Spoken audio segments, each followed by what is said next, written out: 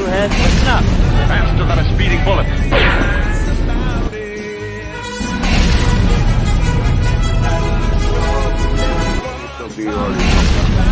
The world ain't all sunshine and rainbows. Well, hello, Mr. Fancy. I got news for you, pal. You ain't leading but two things right now. Jack and shit. Jack left town. Maybe I am insane. And maybe it's time for you to find out how insane I am. Yeah. I can kill everyone in this city? Sorry. By the power of Grayskull. Angrygeeks, you stop right there! Are you ready?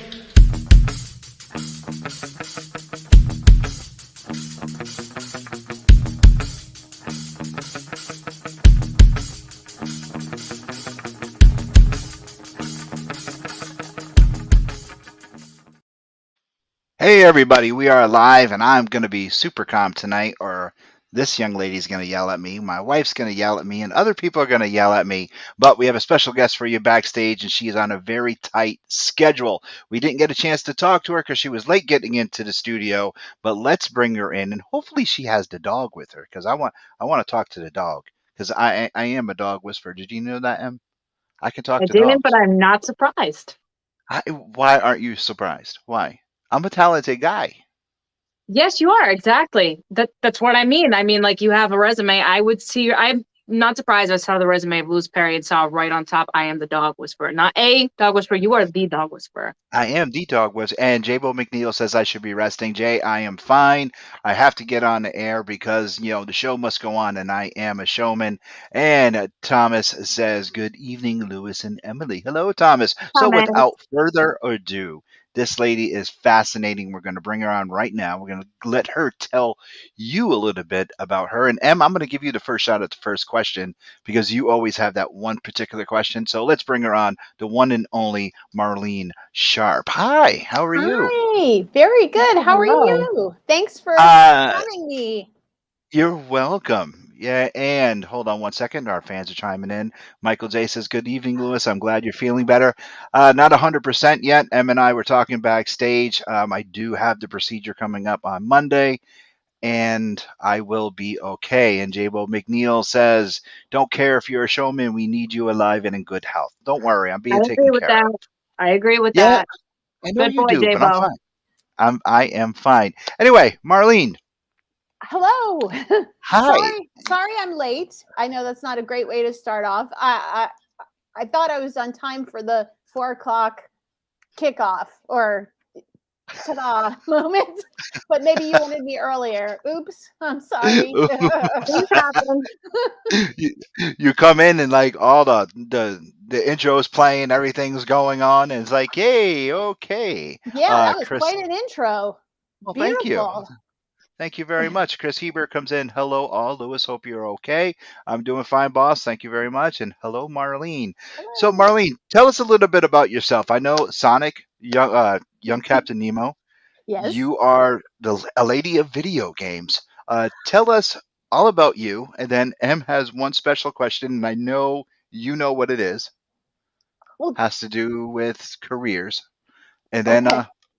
now she's smiling. She knows. So go ahead. I have a lot of okay. Okay, well, hello again. I'm Marlene Sharp. I am coming at you today from Los Angeles, California, where I've lived for a number of years working in the entertainment business. And I feel that I have done every job there is to do in show business. I don't know if that's true, but it feels like I've done every job there is to do in show business. And right now, I work as a creative executive / producer / writer. Yeah, I guess those would be the main titles for my own company, which is called Pink Poodle Productions. And I also have a full-time job with a company called Rainshine Entertainment, which is the company behind Young Captain Nemo, which Louis referred to in my lovely opening. So so I am very well rounded in the entertainment business, mostly because I've worked for small overseas companies that have a presence in Los Angeles, but oftentimes I am the presence, like I am the LA office. So I've worked for Japanese companies, Korean companies, a Jordanian company. Rainshine is based in India. The headquarters is in Mumbai. And so sometimes, as the only native English speaker in the company, or one of a very few, a lot of weight falls on my shoulders. So I might be business and legal affairs for a couple of hours a day. Then I might be creative development. I might be doing licensing and merchandising, clearances and copyrights, all different kinds of things. Worked a lot in animation and a lot with intellectual properties that come from Japan and Korea. And I guess those are the broad strokes. What led you down this path? And that's a segue into M's favorite question. Sure. Well, I have to be honest with you. It was not my dream as a girl to work in boys' action adventure cartoons, and which is how I spend most of my time. Now, that being said, it has been a giant blessing for me, but it took years and maturity and possibly some therapy to come to accept what is my reality. So what I wanted to become was an Oscar-winning actress. Like, I could see myself having a career such as that of Tina Fey, for example, because I always loved comedy. I even have a master's degree in musical theater. So I really went hard after musical dreams. And then when I finished school, I started temping because I did not have an Oscar-winning job waiting for me, essentially. So I started temping in offices. I wasn't really coordinated enough to work in a restaurant or do any. I was a dancer, but I couldn't, wait tables or anything of that nature. So I thought working in an office and working behind the scenes in the industry, if I could, was an acceptable option. And I did like to write well enough. I like to write material that I could perform in, was the bottom line. And so after temping for a few weeks, I landed at this production company called Renaissance Atlantic Films, which was the consultancy of a gentleman named Frank Ward, who was very instrumental in exporting Power Rangers outside of Japan. And that was my entree into the nerd world of boys' cartoons, boys' action properties with toys and video games associated with them, and kids and family entertainment, all those things that contribute to the legend that we know Power Rangers is today. But I can tell you, at the time, I was not bragging to folks that I worked on Power Rangers. I considered myself somewhat of a snobby auteur, and I thought, wow, this is the worst TV show in the history of TV. I can't tell my film professors, and I can't tell my friends at home, I can't dazzle them that I'm working behind the scenes on Power Rangers to see how many times the toys and the vehicles show up and make sure that everybody's playing with, the play pattern is correct and this and that. And then, I don't know, it just, I guess it was really when I started working at Sega. I worked at Sega from 2015 to 2017. And that's when I really got to know the fans behind the property. And I sat next to our social media guy for a year, and we were like right next to each other. And I saw his interaction with the fans and how passionate and crazy and loyal and outspoken they were and are. And that helped in turning around my thinking and counting my blessings more than I had in the past. Okay. That's Now, awesome. your question?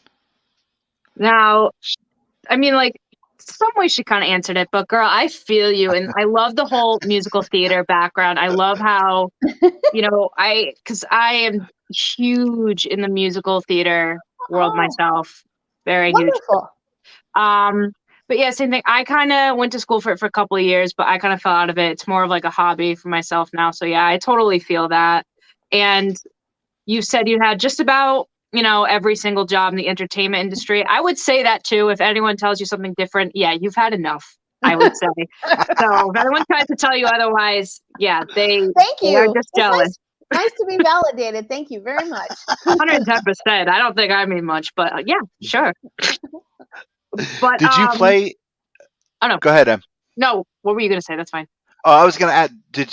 After you got involved with Sega, did you start playing any of the games? Oh, that's a good question. I like that. That is a good question, and the answer is not really. I did play because that was a requirement of the job. We had to test out a lot of the new games, and and they always Sign me up. No. I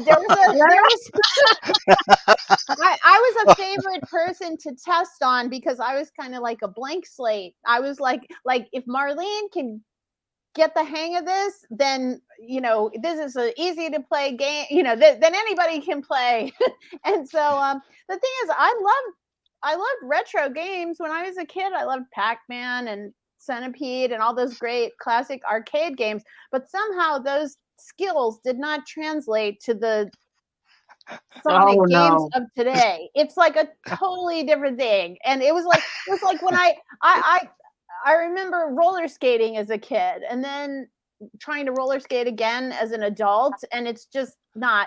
I don't know. It's like concept. Your equilibrium's off, and the hand-eye coordination. Even speech is a problem. I mean, everything. So no, I can't say that that I really got into the games, but I knew the canon pretty well, and I knew the games, and I watched other people play, and I was involved in all other aspects of the brand, the brand meaning Sonic, and it was mostly Sonic most of the time. Sometimes I was allowed to work on other stuff, but usually when I asked, I was told go back to working on Sonic and don't ask any questions. So oh my God.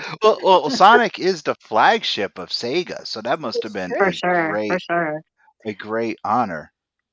It was, but Sega, Sega and Sonic 2 was in a little bit of a slump when I worked there, 2015 to 2017. It was right on the edge of his return to glory by way of the movie. But I was hired originally to come on board for season 2 of Sonic Boom, the Cartoon Network series.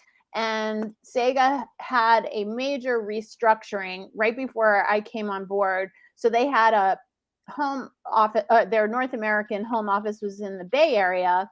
They had maybe 100 people who worked there, and they closed it. And they laid off just about everybody. They moved a handful of people down to Los Angeles, but they wanted to start all over again with a smaller team. So I was part of the core team that was hired. There were 14 of us who were hired to take on all the work that 100 people were doing up north.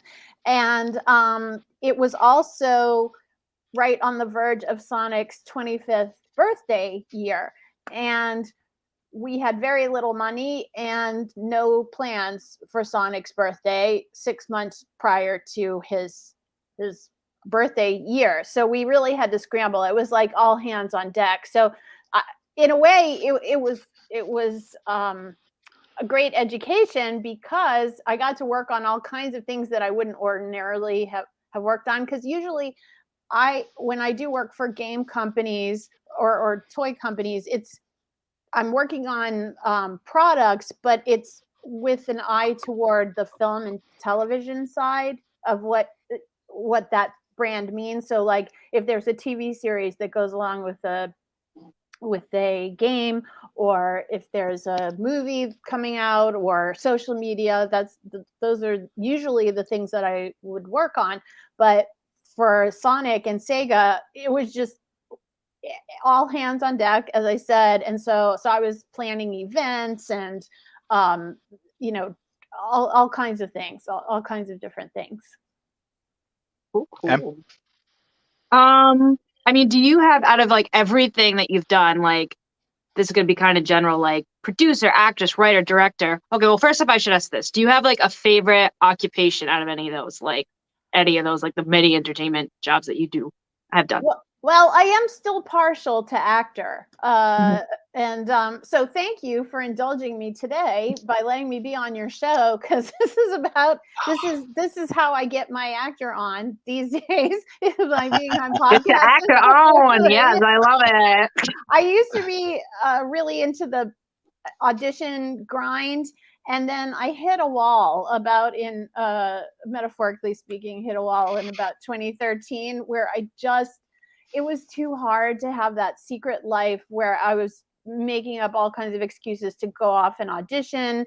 And it's quite time consuming in LA. To go off to an audition could be like a 4-hour adventure because of traffic, parking, and then just the hoops that you have to jump through when you get there and whatnot. And so it was great that I was getting a lot of auditions at that particular time, but it was terrible in that I wasn't booking anything that allowed me to retire from my non-acting jobs. So so I pulled back. I told my agents not to send me out for auditions anymore, and that I would just be offer only. And so anybody who wants to offer me a role, I am willing to consider it. You don't have to go through any bureaucracy. You can just come to me directly, and the whole negotiating team is right here. Yeah. Andre has a question. Did you had the opportunity to meet Jim Carrey when the movie came out? No, I actually worked on the movie before it was cast. So from 2015 to 2017, and I wasn't hired to work on the movie, but that was another thing that I got pulled into. So I called myself a consultant on the movie.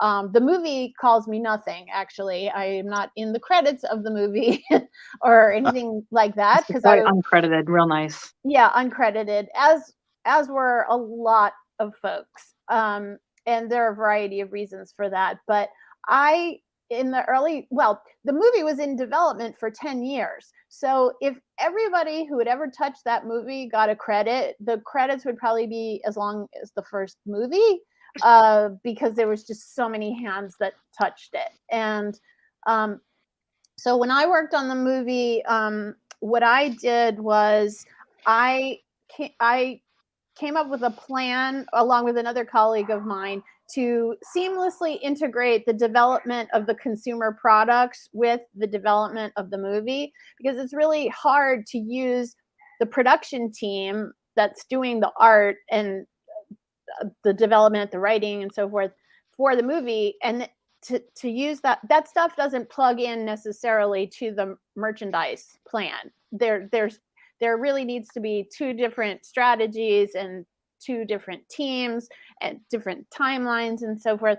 So I worked on that, and then also I worked really hard on integrating our social media strategy with the development of the movie, which I will say, and not just patting myself on the back, it's because I wasn't there when it happened, but it was the social team, the building blocks that I laid into place saved the movie when the ugly Sonic debacle happened. That's what I was going to ask you. How did you feel about that when you first saw it, the ugly Sonic? Well, I was working.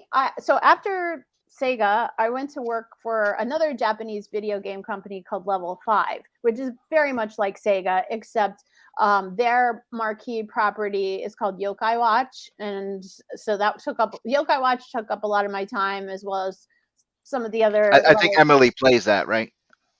Oh, yeah. Yep. Yokai Watch? Okay. Well, I highly recommend the games of Level 5. They're really great. I produced no doubt. a show for Level 5 called Snack World, which is an unsung gem on Crunchyroll. So please watch it before the contract expires and it's taken down. It's been up there a couple of years now, so it's probably not going to stay much longer. But anyway, so I was working at Level 5, and I had poached one of my Sega social media team coworkers to come and work at Level 5. So Sergio and I were there at our office in Santa Monica, seeing the internet explode with ugly Sonic, and so it was funny in a way, but then we started thinking like, oh my God, somebody's head is gonna roll for this. Like there's gonna be hell to pay. Somebody's gonna get in a lot of trouble, because at first it seemed like it was a really horrible thing with all the backlash, but then as time went on, the wonderful thing is that Sega and Paramount, really, because once the movie became a Paramount movie, Sega had less and less control of it. And so Paramount really took it as a moment to unite the community even more. It might have been uniting them to hate something, but still they saw potential, like, hey, if we can get 96 point something percent of the audience to all hate something and then turn it around so that they all love it, if we take their opinions and act on it, then we're going to have a hit movie. And so they sent they, meaning, I guess it was a joint decision between Sega and Paramount, they sent an artist who had worked with me on the Sonic Mania Adventures, the YouTube series that we did. They sent an artist named Tyson Hess to the UK to work with the team that was designing the movie and help them get back on track, and help to emphasize that the fans really like to see a cute Sonic as opposed to a diabolical Sonic or like an angry Sonic. So, and it worked. It really worked. And we have a Quinderella fan in the house. Captain Nemo, how did you get involved in that? Oh, yeah. So I'm a friend of the author of the books. So Jason Henderson is the author of the Young Captain Nemo trilogy. And he and I met at a conference in Los Angeles a few years back called Digital Hollywood Summit. So we both, and he lives in Colorado. I live in LA, but the conference happened, I think now it's only once a year. It used to happen twice a year in person. So that's how we knew each other. And then he was working for Dish Network, I think, at the time, and he's a lawyer. He's a man of many talents. And at one of the Digital Hollywood, I think it was 2019, he's like, hey, do you want to see my new book? And I knew that he was a writer, but that wasn't really the focus of our interaction before. But he happened to have a copy of the first Captain Nemo book, Young Captain Nemo. And so I took a look at it, and he ended up giving me the book. And so at that time, I was still working for Level 5. And then by the end of 2019, I had started working for another company, Rainshine Entertainment, the company based in Mumbai.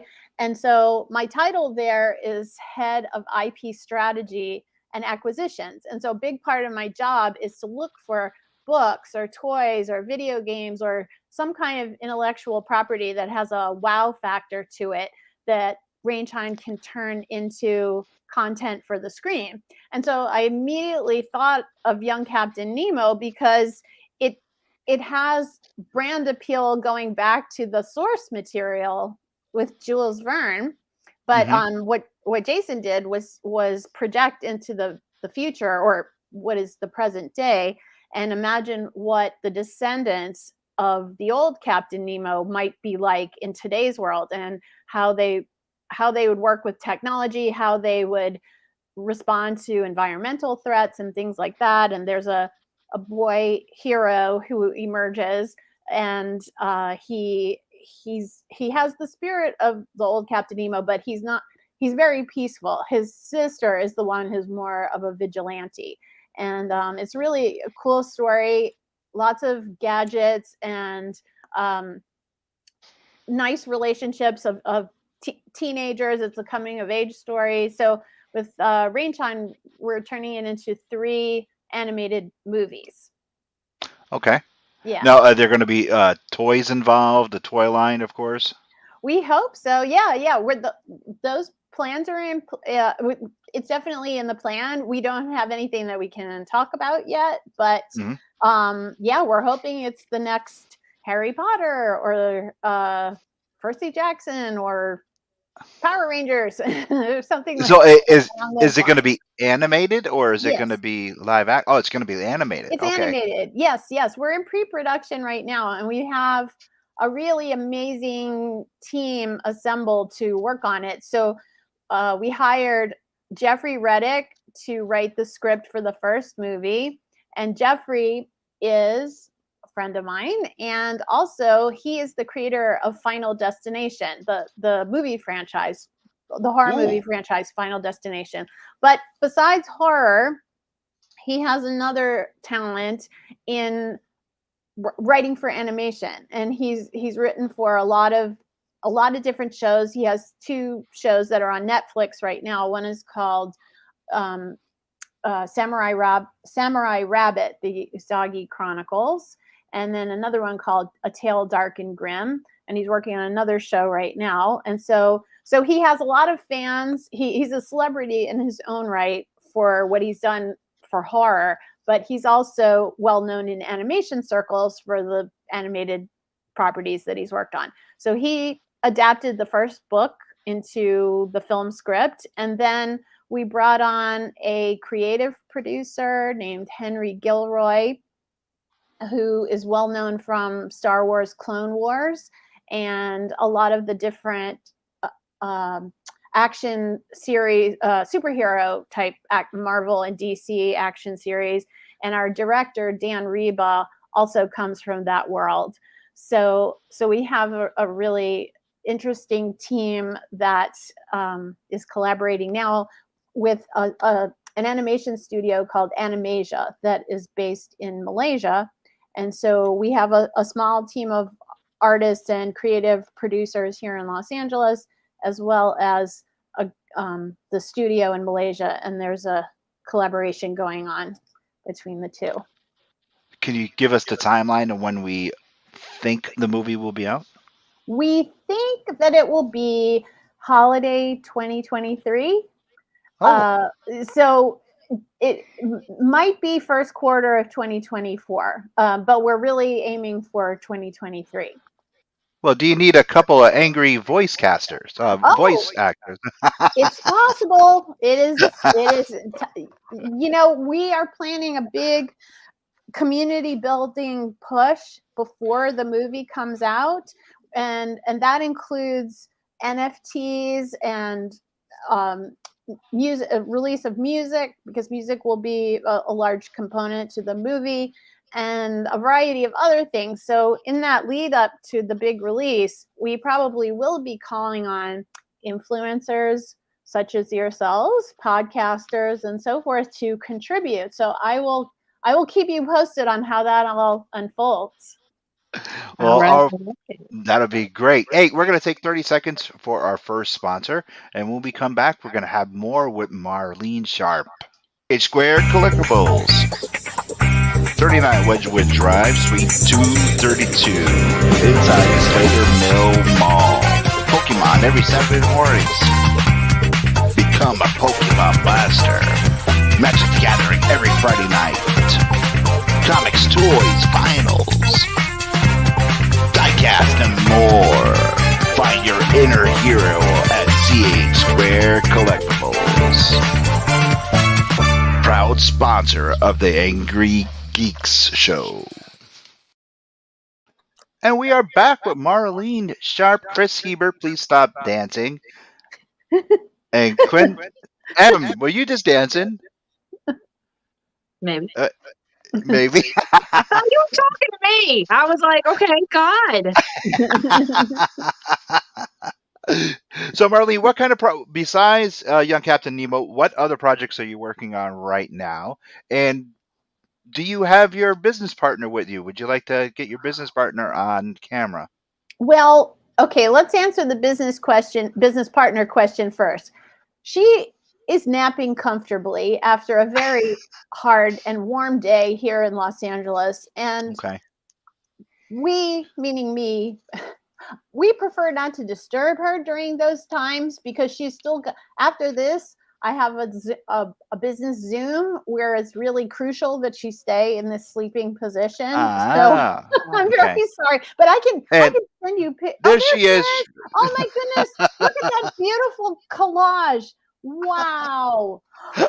Thank you. I want to I frame wish that. my business calls I had to be like it was crucial for me to be napping somewhere. I I, love I my know. dog so much. Wouldn't that be great? I can send you the thumbnail. That's going to be the thumbnail that we're going to be using. I can send that to you. Yay! So Yeah. get to the second part of the question, please. Oh, I work on a lot of different things just within Rainshine. So my title, head of IP strategy and acquisitions, is a catch-all title that it means, yes, I do look for properties to acquire, but I also work internally as on development and rollout strategy and distribution, consumer products, and so forth. So one of my biggest passions is podcasts. And so I get to work a lot on podcasts for Rainshine. And Rainshine is one of the top podcast producers in Southeast Asia. So the podcast studio is really a force to be reckoned with. That there are probably about 40 Audible originals that have been produced out of our studio, and then a lot of Spotify originals.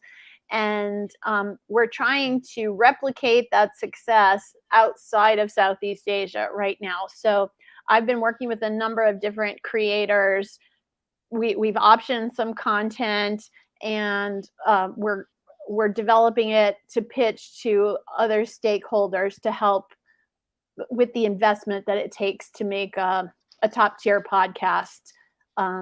So yeah, so that's really exciting. That's my passion as far as like consuming entertainment. I love podcasts more than anything. Wow. How did you, with producing, would you rather produce? I know you earlier, you said you love to act, but how would one become a producer of a property?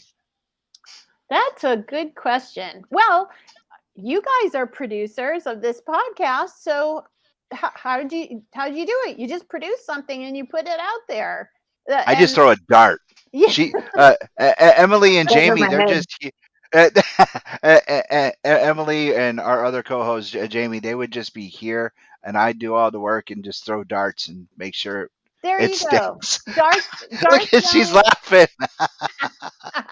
I'm saying So yeah, nothing. I just say, guys, does this work? Yes, it's fine. Okay. Then check with my wife. They said it's good. If they say it's good, it works. Okay, just click. That's all.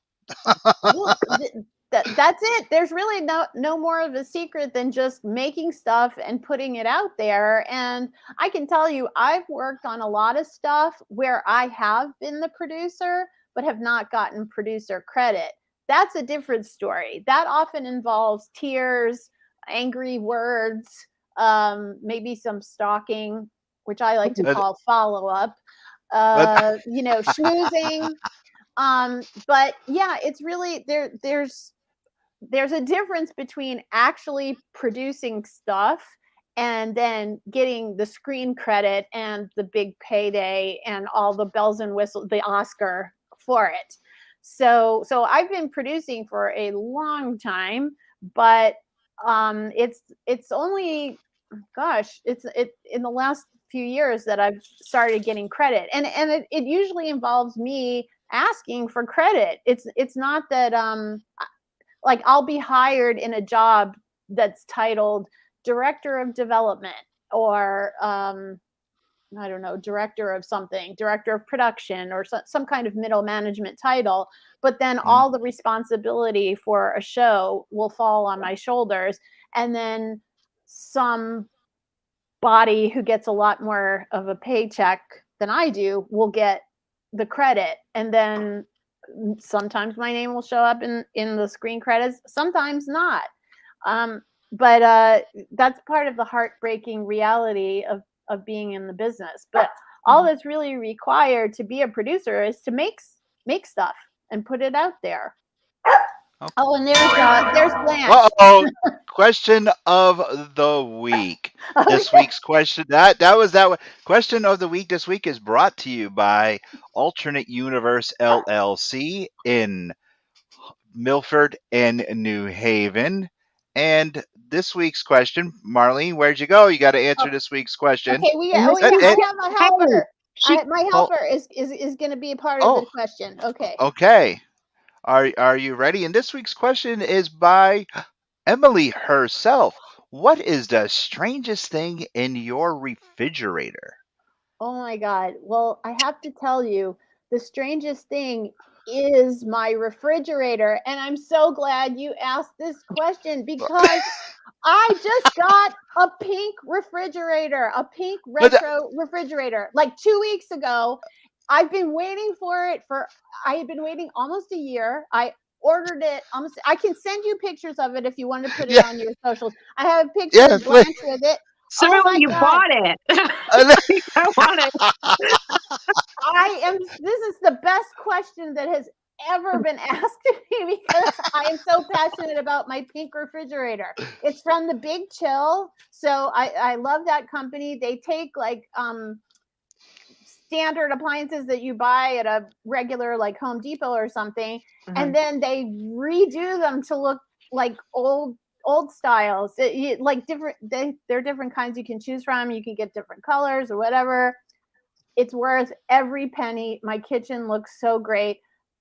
Although I must tell you, visitors often think it is a little bit weird. So that's why the answer to this question is my refrigerator.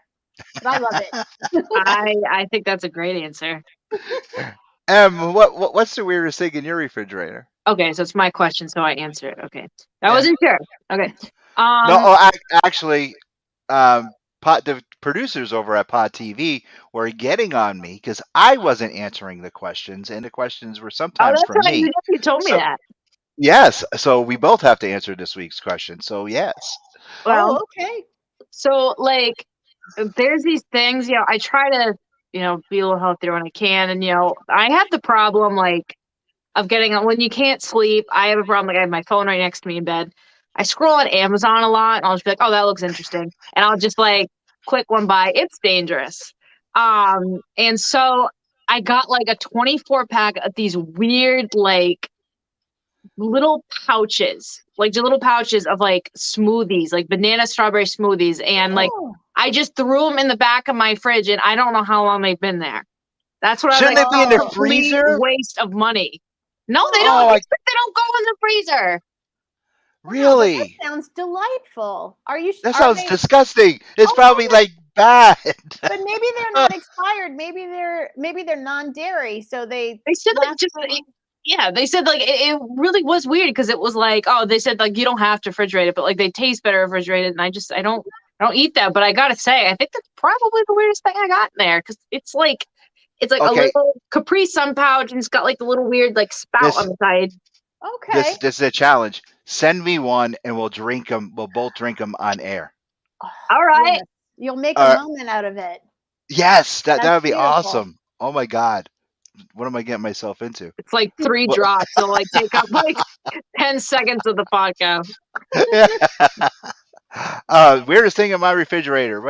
What? Oh boy, what do we? I know there's a thing of hot sauce in the refrigerator that right now it's called like monkey sauce or something like that, and it is buff, but it's see, stop laughing. And it's like it was opened once, and it was so hot, none of us in the house had any more of it, but it started to separate now. So you could, it looks like it's water, and the hot stuff is on the bottom, unless you shake it up. And I'll take a picture of it, and I'll put it on the social and on the website. But yeah, I think that's what it is. It's monkey sauce I don't or know, something. monkey sauce, especially these days with monkey pox going around. Yeah, These people That's need the to real change cause. the name of their product, I think. yeah, I think I'm- so. It's like anything that was named I don't know. Well, I don't know Oh, that the things Capri Suns. I don't know that anything was named COVID before. COVID pretty much owns that space. But like, I'm from New Orleans. When Hurricane Katrina happened, there was a negative connotation to the name Katrina. So that automatically called to mind this massive storm. I'm thinking maybe monkeypox has ruined it for these hot sauce people. Maybe, but it was really, really hot, and we never tried it again, and it's next to the jelly. So, but you can see it separate. It's pretty nasty. Yikes. I'll take a picture of it and send it over. I was expecting you to say like, "Oh, severed head," but I remember that would probably go in the freezer. But also, I thought of something else. Now I'm kind of mad. Steven stayed over, my boyfriend, and he DoorDashed, like, there's a package. You can get, like, everything. What was it, like Chick-fil-A or something? I'm like, what are you doing ordering from Chick-fil-A? And it was, like, one of everything on the menu. I'm like, you're mental. And they sent, like, bottles of, like, every kind of sauce, and he just left them in my fridge. Oh, wow. But those sauces are pretty delicious. Maybe I should try them then. But I'm just like, you're just going to leave it here? I predict if you try one or two, you will not be sorry.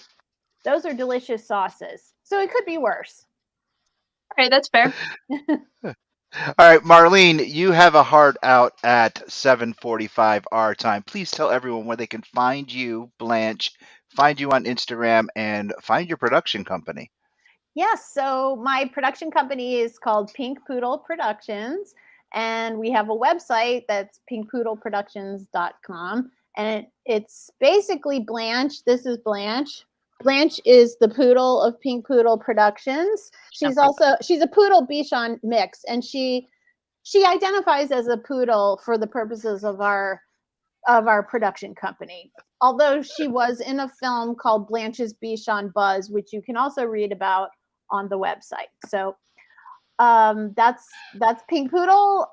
Also, I'm on Instagram, Sharp6250. I'm on Twitter, Diva Marlene70.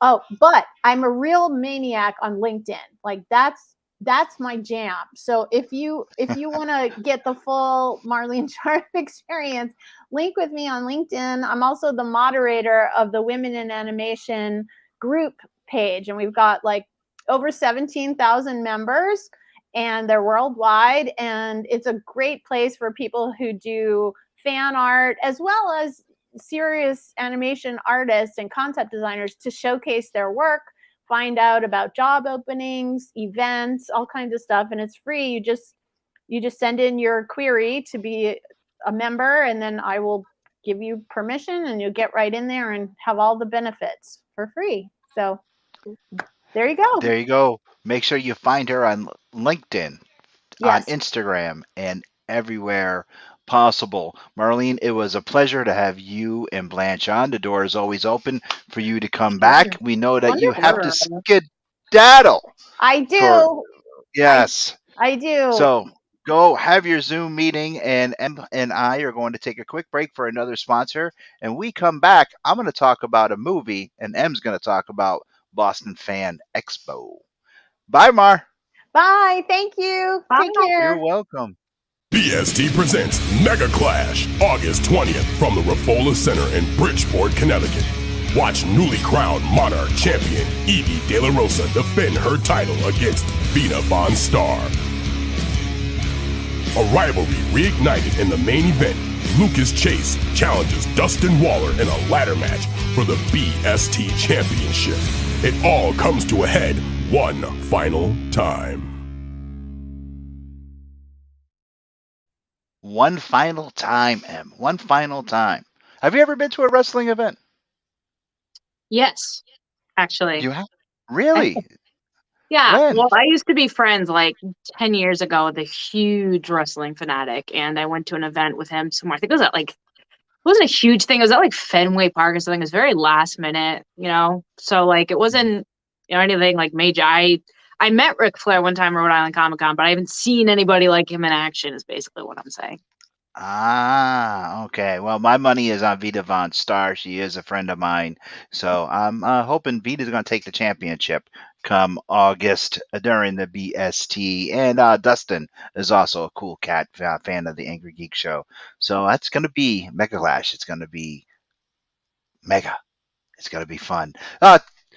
I watched a movie. As you all know, I can't really leave the house unless it's for work. And I've been going through a lot of stuff. So I'm kind of like stuck in a chair or a couch because I can't get too excited or whatever. But this past Saturday, I sat down and I watched a film on Netflix that I thoroughly enjoyed. And that was a little film called The Day Shift. Have you heard of The Day Shift? Or they have not seen. What? Did you say Nazi? No, that's what I thought you said. Did not see. Oh, I thought you said Nazi. Is that Oh about my god! Nazis? I was like, why are you so shocked that first on my first show, if you asked, have you even heard of it? I'm like, I did not see it. Oh, Maybe that is why I'm not quite in the theater industry. I can't pronunciate apparently. My God. No, I'm putting it Anyway, out. Please continue. that was classic. Anyway, Night Shift stars Jamie Foxx and Snoop Dogg. Now, Snoop Dogg is like a secondary character in this film, but Jamie Foxx plays a vampire hunter. Now, it's not a comedy; it's a serious. It's a action flick. It's comedy action flick kind of. It does have some funny parts in it. I thoroughly enjoyed this film. It kept me. It kept my attention, kept me from falling asleep because lately I've been, with the meds I got me on, I'm watching something, I'm like knocked right out. But this movie kept me awake. I enjoyed it. It's from start to finish. It is predictable. I mean, you have a lot of different stuff here and there. One plot twist, excuse me, that I did not figure out. It has to do with a mother daughter, but I thought it was mother daughter, not reversed. Really cool film. So, I mean, if you guys have Netflix, go on and check it out. I'm going to give it, uh, say, a solid 3 Angry Geek Shields because I enjoyed it. Snoop Dogg played a really good character by the name of Big John, who was like a legendary vampire hunter. Now, they're not vampire hunters like Blade, they all belong in what's called a union. They kind of work for the government, and it's like really, really cool. There's one scene where renegade vampire hunters team up with Jamie Foxx and they clean out a nest. Fight scene is just incredible. Special effects were incredible for a Netflix film. Absolutely great. I mean, just watch it. If you want a tongue-in-cheek movie, hour and a half, just to sit down, no cutscene, no nothing like that. But if you want to sit down and just escape from life's problems for an hour and a half, watch this movie. If you like old school rap, that is the soundtrack, but every so often you'll hear it. But definitely sit down, watch the film. You'll like it. It's a great take on the vampire lore. And even though it's not Halloween, Halloween is right around the corner. I usually watch stuff like that during Halloween, but yeah, for sure. Check it out. It's called The Day Shift. It was pretty damn good. M. Boston Fan Expo. Yay or nay? I mean, I thought it was pretty good. I only was able to go Saturday. It was pretty full weekend for me, but I wanted to try to go just to say I went because like all of my cosplay friends were going. So I'm just like, if I don't go, I'm going to see all these pictures online. I'm going to kick myself and be like, oh my God, I feel so excluded. So I just, at least had to make an appearance. Be like, I'm going to see people I know and everything. So it'll be fine. I show up there like, oh my God, it is like the Super Bowl of Comic-Cons. Oh my God. Yeah, see? Yeah, Crowded Jack on Saturday. Purcell. Yeah, Jack I Purcell, know. my co-host on Faces and Heels podcast. Jack from DC and Marvel Comics, which we talked about before we went on air. Yes, Jack said crowded on Saturday, lots of cosplay. Lots of great cosplay. Don't get me wrong. Cosplay was fantastic. I was the one. I did old school Cruella for the first time. Usually, you can find me either Harley Quinn or Emma Stone's Cruella. So I tried, for the first time, the old school in like the fur coat, big mistake. I was ready to drop it. I didn't see like anybody I knew, maybe like a couple. So I just thought it was weird, the process coming in. Like you had to do these things like activating your badge and stuff like that. I don't know. I went to Fan Expo twice. I don't think I remember me ever having to do that before. I don't know. So that I think backed things up a little bit with all the traffic. I think, like I was telling you before, I think, having the Lord of the Rings guys there and Kevin Smith, I think that made people go crazy. I think that made sales go through the roof when that was announced. Okay. You can so tell at cons, I'm sure as you know, why people are there. So like what I've realized at cons throughout my years there, people are dressed as like the people who are there. You see so many cosplays. It's like, oh, I know exactly what you're going to see. So I saw a bunch of like Silent Bobs. Oh, I know where you're going. You saw a bunch of like Hobbits, know where you're going. Or, you can tell what the big movie was that year. Because, we saw the Thors. So that's what you always see. Or you just see a lot of Harley Quinns. That's all the time. So that's just all the time. You just count how many Harley Quinns you see at every con. That's just how it goes. Okay. But yeah, but the amount of people, I didn't really unfortunately get to see a lot of people I knew. So I didn't take a lot of pictures, anybody, especially since I got a good picture with Maleficent, which was really cool. Whoever that was, I didn't get her name. I didn't know her, but I did see that photo. It was an amazing photo. Yeah, Jack Purcell comes back. Lots of hobbits and Jedis, not a lot of superheroes. No, there really wasn't. There wasn't. It was definitely different. I'll say that. It was different. I definitely don't want to like put it down or anything. It was just, in a word, different is probably the best word. I did some good shopping. I found some good merchandise for sure. Well, what you buy? Because I'm going to do Toy of the Week right before, because I haven't did it in 2 weeks. So I do have to do Toy of the Week. So what did you buy? Well, I don't think I have a Toy of the Week for you, unfortunately, because I bought like a lot. I got the Toys of the Week right here. I was going to say, oh, you do? Well, yeah. I bought like a lot of like, we'll see, I did like Loungefly and I did like t-shirts and stuff because I definitely needed like, nerd t-shirts. I needed up my game in that for sure. Okay. So like I got like the Suicide Squad t-shirt, but like it has like her tattoo on the arms and everything, but unfortunately it's big, so it's like Harley Quinn just lost a lot of weight and it's got like some excess skin there. So but yeah, got a lot of clothes, got like another Cruella backpack, that was one. Just I got a lot of stuff like that. Okay. Now, how were the prices? Were they deals on the t-shirts?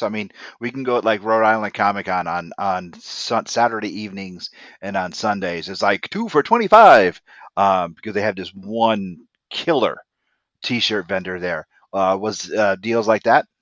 Yeah, because I think it's the same people because it's the same people. God, I can't remember the names. I'm like blanking right now.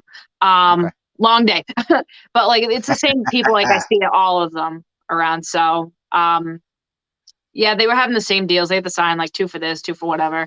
But yeah, the rest of it, Loungefly, unfortunately, like they can get like ridiculous and they can jip you. But yeah, like I remember I thought I got a deal when I was at the last con I went to. It was like, oh my God, that's actually pretty cheap. It was like $65 for like a backpack. I got a Cruella backpack over there. I went online. It like came up as a recommendation. It was actually like $40. I'm like, what the hell? Oh. I'm just like, what? So I got the deals on the t-shirts and stuff. I made sure the Loungefly bag I did get was the same price as online this time. You weren't haggling. You weren't haggling, were you? Online at this price. And here. No, I am not. I'm so not a Karen with that stuff. Be like, oh, well, I saw it for this price. So did not do that. I wish I kind of did better with my cosplay because I think that if I had to say what my favorite part of the con was just walking around and seeing the awesome cosplays people had. That was probably my favorite part. All right. Besides Maleficent, what was the best that you've seen? Let me see. It's just there were so many like I'm not helping at all, but there's so many, like, when people do the stuff like on the stilts, like, you know, for example, the wicked tall, like Chewbacca, like totally movie quality there. Seeing him try to get in the elevator, hysterical. Like, he like couldn't get in there. There was like a few people like on stilts just walking around. Like, I don't see how they do that. Like, I can't even walk in heels. Like, forget about it. Like, unbelievable. Like, those kinds just like amaze me. Like, there's so much work put into it and stuff. And, you know, that's what I like to see. And, you know, like my friend said there really wasn't a lot of superheroes. I knew, you know, some groups who like did Star Wars and stuff. Those are Star Wars, I gotta admit though, very impressive. I really want to learn how to do the body paint thing better, because some of those characters, the body paint was phenomenal. Even like Maleficent there, it's fantastic. There wasn't cheap work there, honestly. It was the real deal. Cool. Anyway, now we're going to go to Toy of the Week. Toy of the Week this week is brought to you by Alternate Universe LLC once again, and it is a McFarlane Multiverse Black Adam figure. I'm not really digging this figure too much. It's based on the movie, and I like the figure itself. Now, I don't take my figures out of the box. You know, I used to when I was younger, but I don't do it anymore. I like the body sculpt, but the helmet, I'm not really. I don't know if I dig the helmet too much. I don't know if you guys can see the helmet on that. Mm-hmm. It's I don't know. The helmet doesn't do it for me. The artwork on the back is pretty badass. Packaging is tremendous. There's only one on the shelf, and I'm just not digging the actual helmet of this. Not sure. I'm not sure, but I do have a second toy of the week for here in the Geek Lair. This is a get well gift from Neil. Neil brought this and said, "Hey, Papa, I got you a gift," and this is a Wolverine. Now, this is nice. I'm digging the sculpt on this, the head and everything. J-Bo McNeil, the toy hunter, would probably say that. Now, I've been looking for this for a while. Haven't seen it anywhere. Neil said he found it at the Walmart, and not sure how many they had on shelf, but this is something to look for out on the shelf. So, Toys of the Week this week brought to you by Alternate Universe LLC. Tell everyone where they can find you online. All right. Well, Instagram, try to post about every day, every other day, Quinderella Cosplay. And also you can find where I'm going to be on my website and my gallery, QuinderellaCosplay.com. And you can find us on the AngryGeekShow.com, Angry Geek Show on Facebook, Angry Geek Show just about everywhere, including Twitch. We're going to be playing video games on Twitch pretty shortly with Team Angry Jr. And you can find us, go to the website, and just have some fun. And next week, we may or may not be here, depending on what happens with me. But I wanted to come on tonight because I missed you guys. I missed this girl. I missed saying hi to you guys out there. And I just wanted to come on here and say hi because I missed doing this last week. And nothing's going to hold me down. So I want you guys to know that. So, without further ado. But we also, you know, we want you to chill. I'm going to be chilling. Don't you worry about it. All right, that's it. You know what? I don't want to get yelled at. I'm going to hit the outro button. I love all you guys. See ya. See ya. Nope, we're done. We're done. See ya. You have been watching The Angry Geek Show on Pod TV. Visit our website today. And for guest bookings, email us at theangrygeekshow@gmail.com today.